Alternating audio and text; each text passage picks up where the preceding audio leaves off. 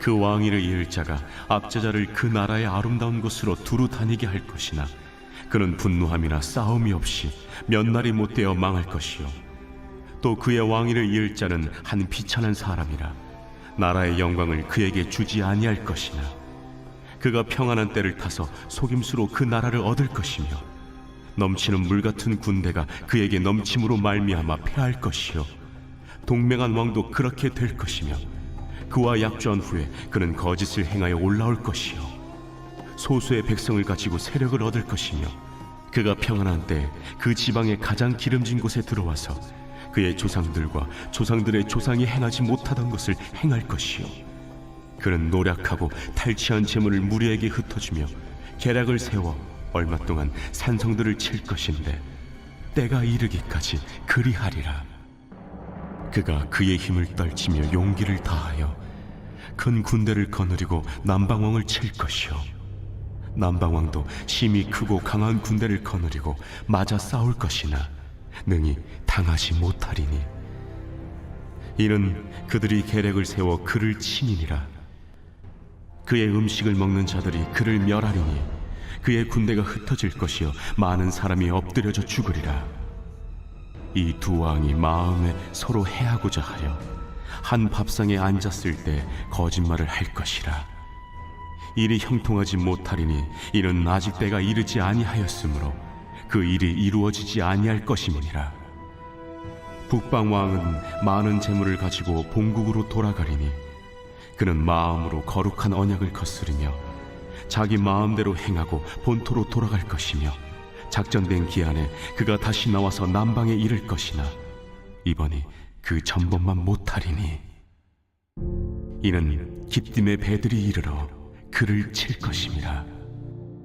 그가 낙심하고 돌아가면서 맺은 거룩한 언약에 분노하였고 자기 땅에 돌아가서는 맺은 거룩한 언약을 배반하는 자들을 살필 것이며 군대는 그의 편에 서서 성소 곧 경고한 것을 더럽히며 매일 드리는 제사를 폐하며 멸망하게 하는 가증한 것을 세울 것이며 그가 또 언약을 배반하고 악행하는 자를 속임수로 타락시킬 것이나 오직 자기의 하나님을 아는 백성은 강하여 용맹을 떨치리라.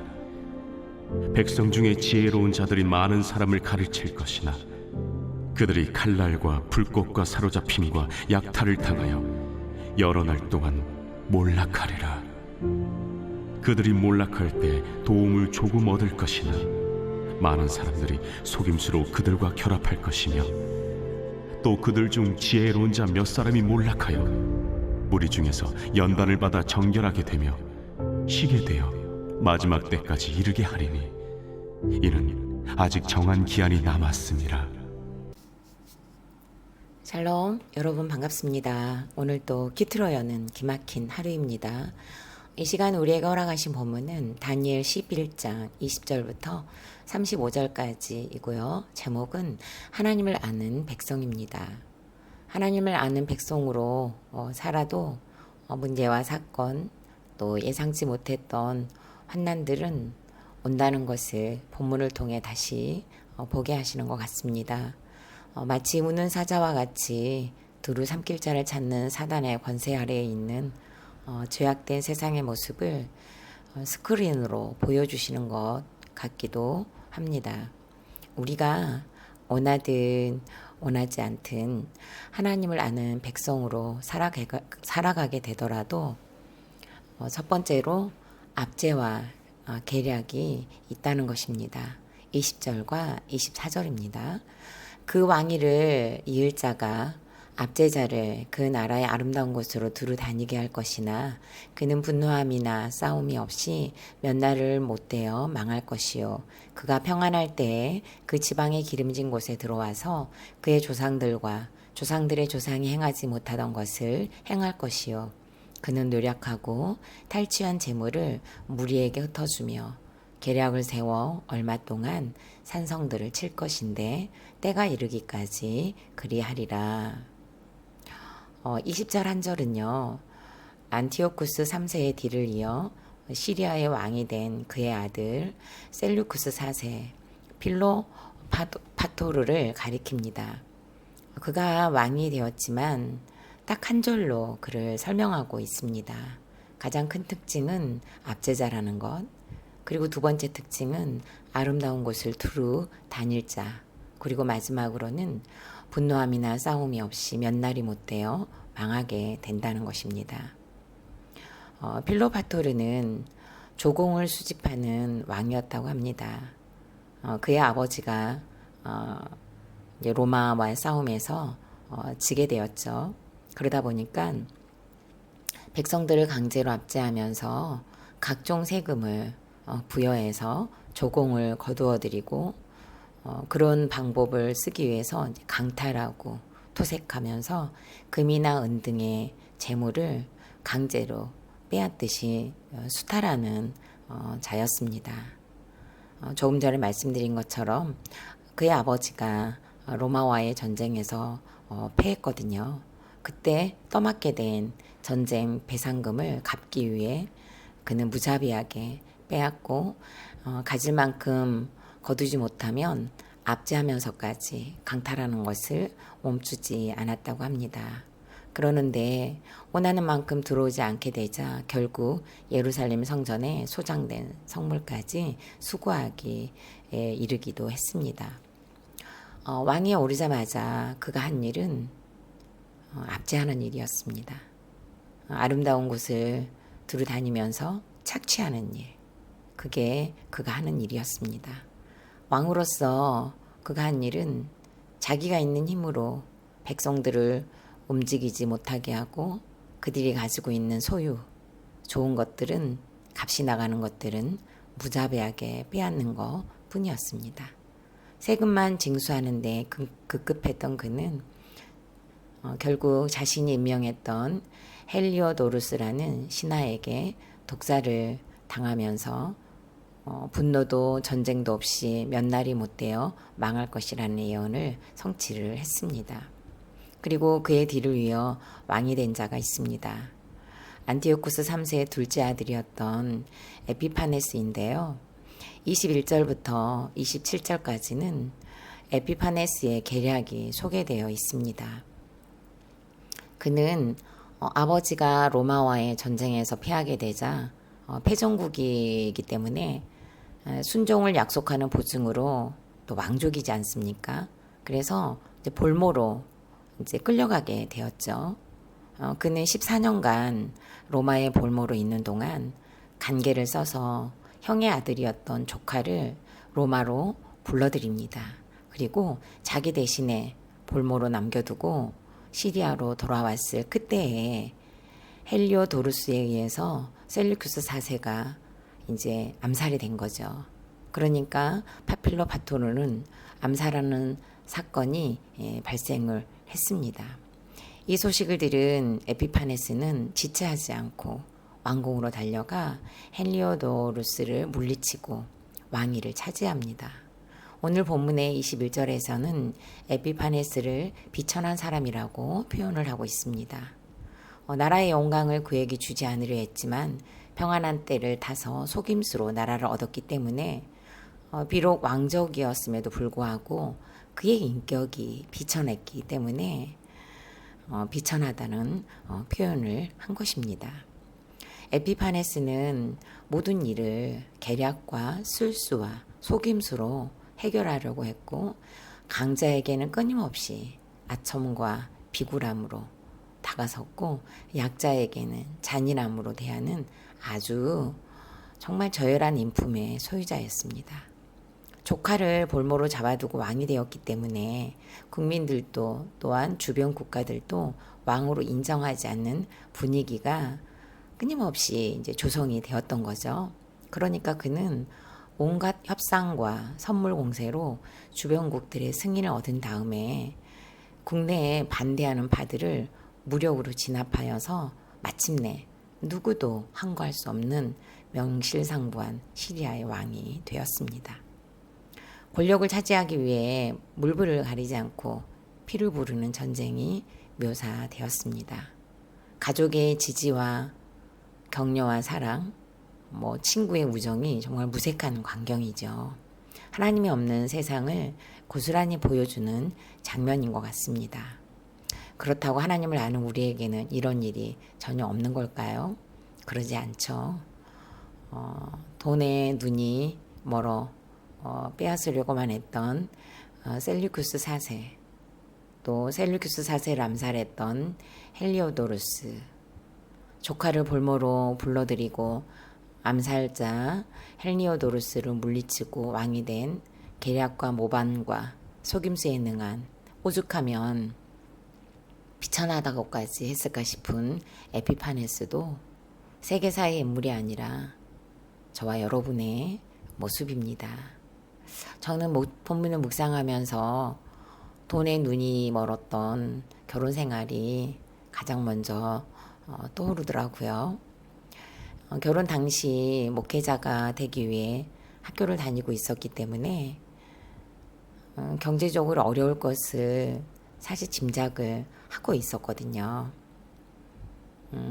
또 공부할 때 필요한 경제적인 부분을 얼마든지 도와야 되겠다는 다짐을 하고 결혼을 했습니다. 그런데 남편이 학교를 그만두게 되니까 제 마음이 완전히 확 달라지더라고요.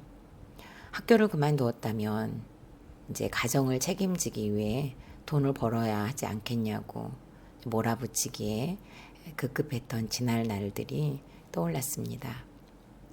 학교를 그만두고 갈팡질팡하며 힘들어했을 남편이 보이기보다는 목회를 하지 않는다면 어서 빨리 가장이 되라고, 어서 빨리 자세 전환을 빨리 취하라고 했었습니다. 제 생각에 사명감이 없어 보인다는 이유로 무기력하게 있는 남편을 압제하며 세금을 징수하기 급급한 셀루큐스 4세가 저였다는 것이 깨달아집니다. 그뿐입니까? 가장의 역할을 감당하지 못하고 집에서 게임만 하고, 또 그 당시 7개의 카드로 돌려막기를 하면서 또 막대한 카드비까지 지고 있으니 가장의 자리와 아버지의 자리를 빼앗고자 하나님께서 허락하신 가장의 자리를 이혼으로 암살하려 했던 것도 인정이 됩니다. 그리고 비천한 사람이라고 성경이 평가한 에피파네스도 저의 모습이에요.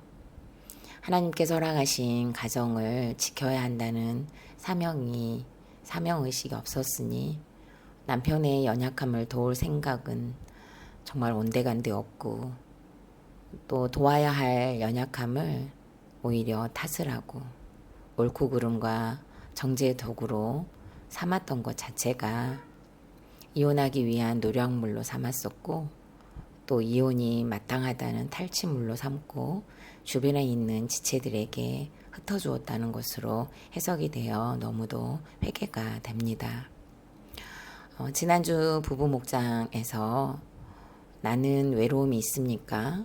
언제, 무엇 때문에 외롭습니까? 라는 질문에 남편은 해놓은 것이 없어서 외로울 수밖에 없다는 고백을 했습니다. 외롭게 만든 사람이 저라는 것이 정말 이제 너무도 인정이 됩니다. 평범한 일상을 사는 것이 어려운 남편을 도우려 하지 않고 정죄하며 판단하는 도구로만 여겼습니다. 하나님을 아는 백성이었는데도 제가 바로 압제자였고 계략을 꾸미는 자였습니다. 질문합니다. 하나님 없이 내 생각으로 배우자, 자녀, 모군을 누르고 있진 않습니까? 내가 맞고 너는 틀리다면서 말로나 행동으로 계략을 꾸미지는 않나요? 나는 가정에서 은근히 부모라는 힘과 남편의 힘, 아내의 힘으로 상대방을 압제하며 징수하고자 하는 것은 무엇입니까? 두 번째로, 하나님을 아는 백성도 몰락 중에 정결하게 하십니다. 33절부터 35절까지 말씀입니다.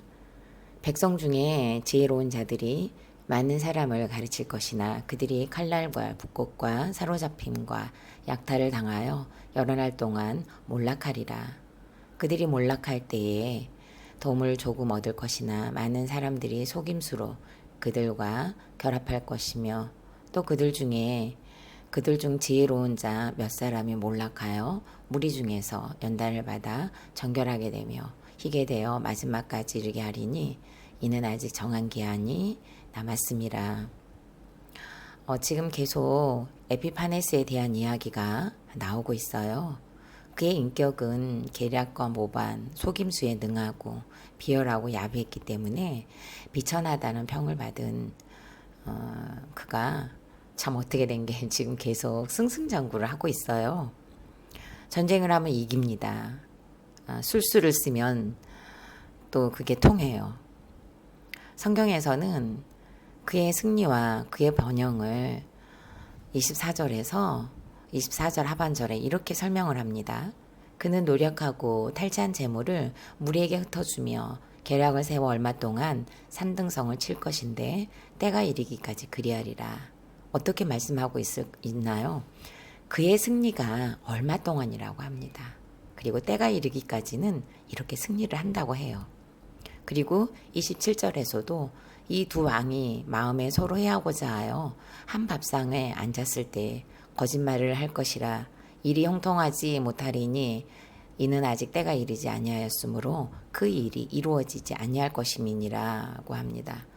이 일은요, 에피파네스가 애굽 왕의 측근들을 포섭해서 배반하게 만들고 애굽을 내란에 빠뜨립니다. 그래서 애굽 군대를 격파하고 애굽의 왕을 포로로 삼아요. 그런 다음에 애굽을 두 개의 왕국으로 나눠요. 만약에 두 개의 나라로 두 개의 왕국으로 나누는 것에 대해서 이제 서명을 하면 내가 더 이상 애굽을 공격하지 않겠다라는 제시를 합니다. 애굽의 왕은 나중에 힘을 길러서 하나로 통일해야 되겠다는 계획을 가지고 평화협정에 서명을 해요. 그런데 에피파네스가 이것을 미리 알고 제3차 애굽 침공을 하죠. 어떻게 보면 이제 그 두 왕국으로 나누면 공격하지 않을 거야 했던 그 조약이 정말 휴지 조각이 되고 말았던 것입니다. 아직 때가 이르지 않았기 때문에 에피파네스의 계략이 계속 성공을 하고 있어요. 이렇게 되니 에피파네스가 결국 도달한 곳이 어디인지 묘사하고 있는데요. 잘 들어보세요.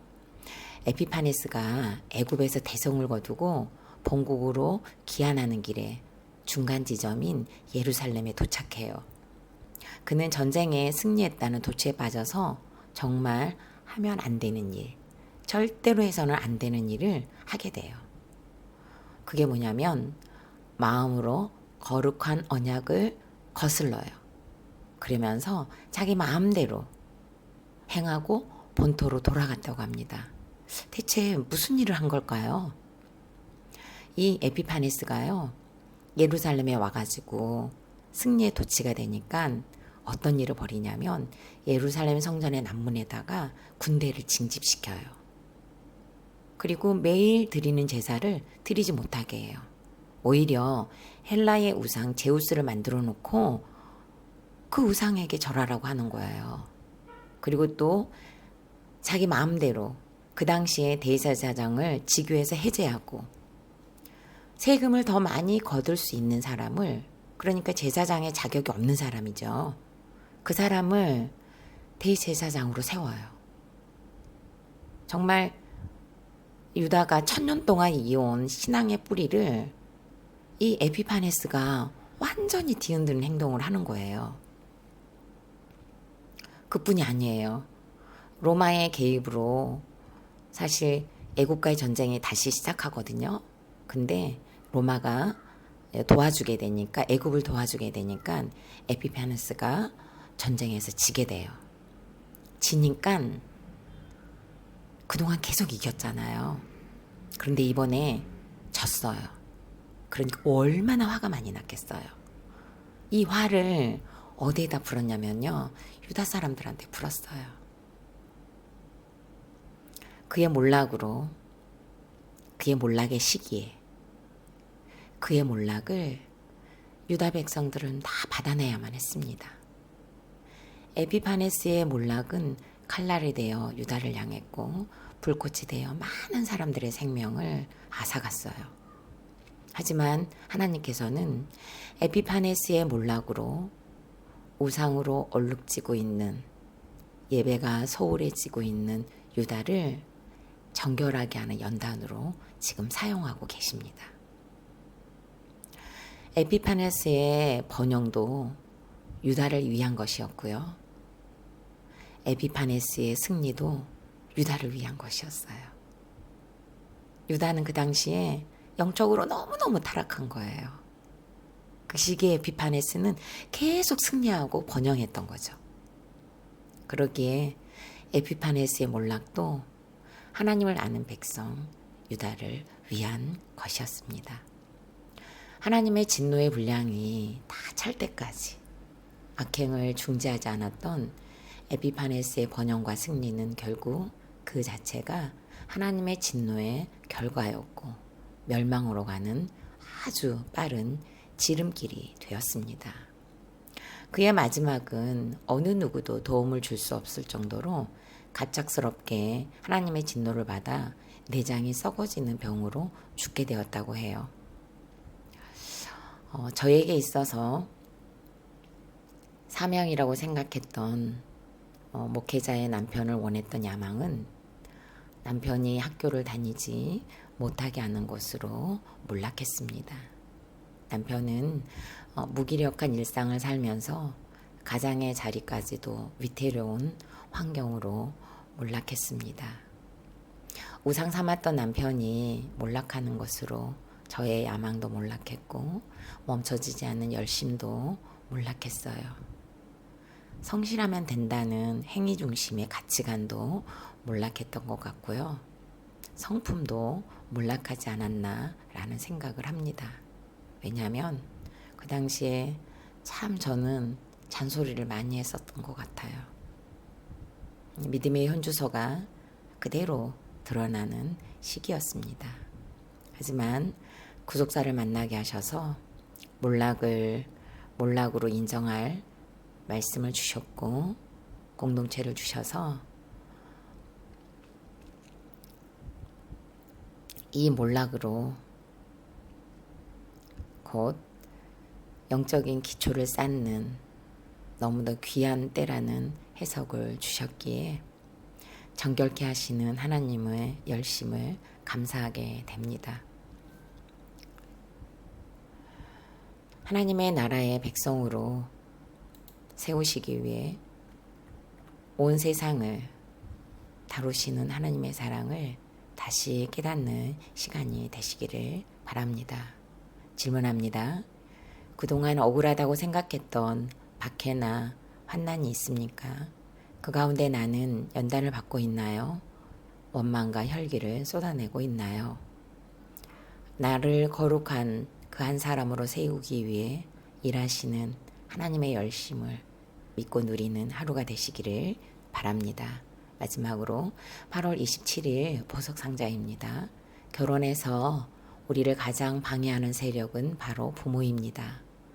부모가 나빠서가 아니라 부모가 이 땅에서 나를 가장 사랑하기에 홀로 설 때는 가장 방해 세력이 될 수 있습니다.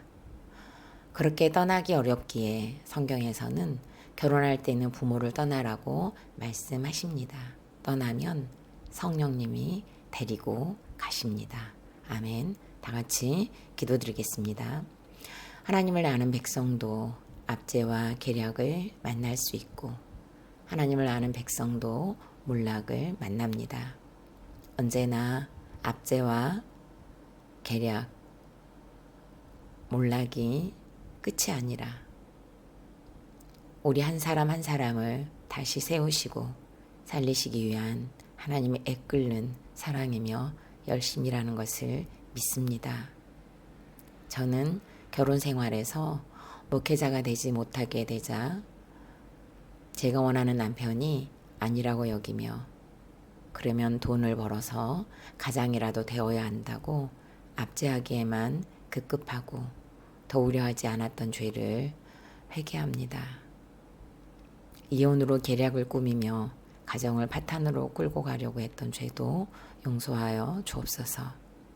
몰락이 아니면 결코 정결케 되지 않았을 완악한 저로 인해 남편이 수고했어야 함을 늦게라도 깨닫게 하시니 하나님 감사합니다. 이 시간 압제와 계략, 몰락의 현장에 있다면 하나님 말씀이 들리게 하여 주옵소서. 오늘의 사건이 해석되게 하여 주옵소서. 그리하여 정결케 되는 그 한 사람들이 다 되어 거룩을 향한 연단의 시간이 되도록 인도하여 주옵소서. 예수님의 이름으로 기도드립니다. 아멘.